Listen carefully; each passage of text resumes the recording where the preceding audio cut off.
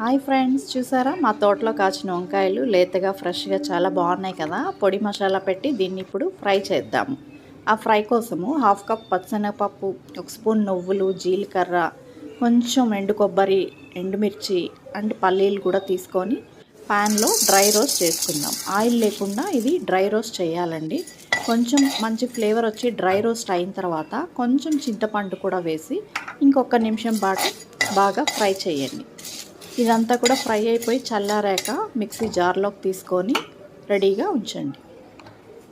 Table spoon salt, కొంచెం పసుపు and కారంకి తగినంత కూడా కొంచెం కారం వేసుకోండి. ఇంకొక స్పూన్ కారం వేసుకోండి. ఎండుమిర్చి సరిపోదు కాబట్టి కొంచెం ధనియాల పొడి వేసుకొని కొంచెం చిటికెడు బెల్లం కూడా యాడ్ చేయండి. దీనికి టేస్ట్ అండ్ ఫ్లేవర్ బాగుంటుంది.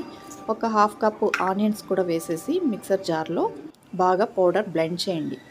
బ్లెండ్ అయిపోయిన తర్వాత ఒక స్పూన్ శనగపిండి తీసుకోండి అండ్ కొత్తిమీర కూడా వేసేసుకొని ఇంకొకసారి బ్లెండ్ చేశారంటే ఇలా పొడి పొడిగా బాగా మీకు మసాలా రెడీ అవుతుంది.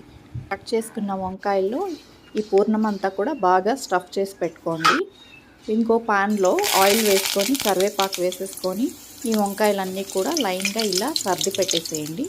అన్నీ పెట్టేసాక మూత పెట్టేసి సిమ్లోనే ఒక 10 to 15 మినిట్స్ బాగా ఫ్రై అయ్యిందంటే మిగతా పౌడర్ కూడా వేసేసి ఫ్రై చేయండి. కొత్తిమీర వేసేస్తే ఫైనల్గా మీకు పొడి వంకాయ మసాలా రెడీ అయిపోతుంది. దీన్ని మువ్వంకాయ అని కూడా అంటాం తెలుసా. ఈ మువ్వంకాయతో పాటు కాంబినేషను పులిహోర అండ్ తాలింపేసిన పెరుగన్నం కూడా రెడీ చేసుకున్నాం. ఇప్పుడు ఈ కాంబినేషన్స్తో తింటే ఆహా ఏమి రుచి!